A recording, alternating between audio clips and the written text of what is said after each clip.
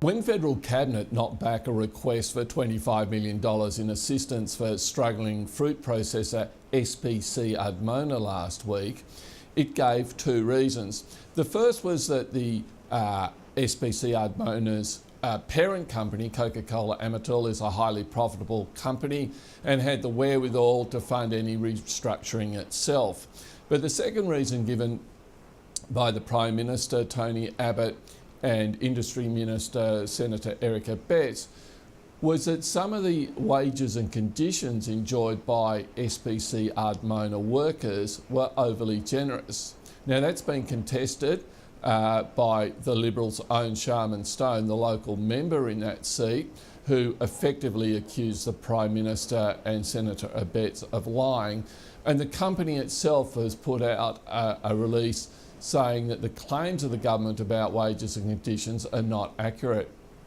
Now, to discuss this issue and other issues surrounding it, we're joined by Josh Frydenberg, the Prime Minister's Parliamentary Secretary. Josh, welcome to the program. Nice to be with you, Chris. Were the Prime Minister and Senator Abetz over-egging the pudding when they made those claims about wages and conditions at SPC Admona? Oh, not at all. Look, we stand by our claim that the wards and conditions for those workers were higher than the average.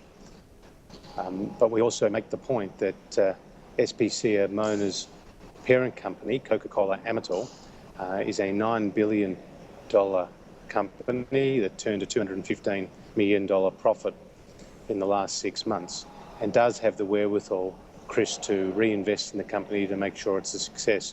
Look, the principle here is government is not there to continually provide bailouts to companies, and we've seen a number of companies ask the government for those sort of handouts, and we have to be very careful to keep the best interests of the taxpayer and the best interests of the overall economy in mind when we make decisions, and the Prime Minister and his Cabinet have made such a decision in this case.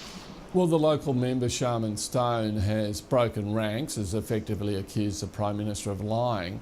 She says their wages and conditions of those workers are not overly generous, that the average wage is about $50,000 a year, and their entitlements aren't so great. So is it a case that she's the one who's not entirely telling the truth?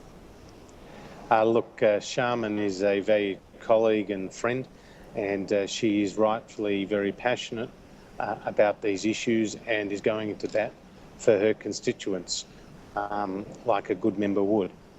But the Prime Minister and his ministers have made a decision about the request for assistance here, and it's based on the idea that companies do need to stand up on their own 2 feet, and that will be in the best interests of both the workers and also the taxpayers.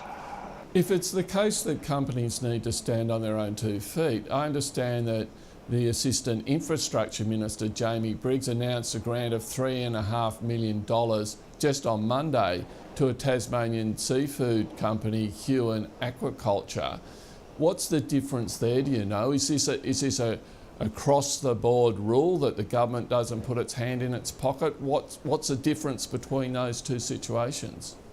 I don't know what the specific circumstances were, Chris, in relation to that grant, other than to say we've seen Holden talk about Qantas and, of course, now SPC Admona, major companies that are obviously doing it tough in these challenging economic times.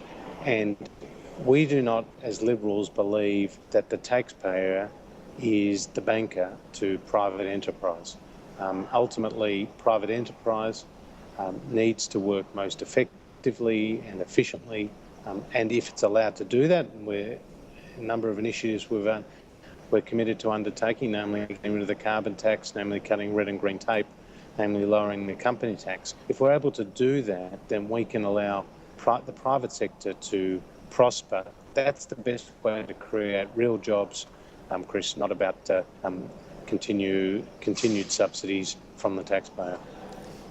Now, does that view that the government should not be giving additional assistance to private enterprise extend to farmers? Because of course, as you know, the National Party, including the Agriculture Minister, Senator Barnaby Joyce, is indeed asking the government to give additional assistance because of the terrible drought that's emerging in Queensland and northern New South Wales.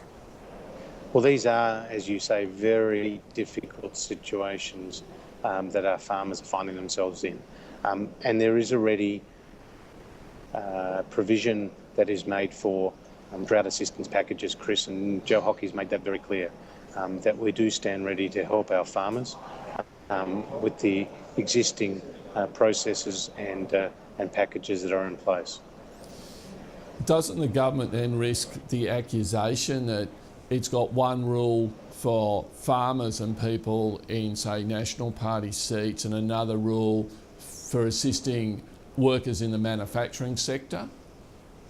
Well, that's a bit harder point to make when you consider that Sharman Stone is a Liberal member and we're talking about her electorate. So, no, I think that would be a very false claim.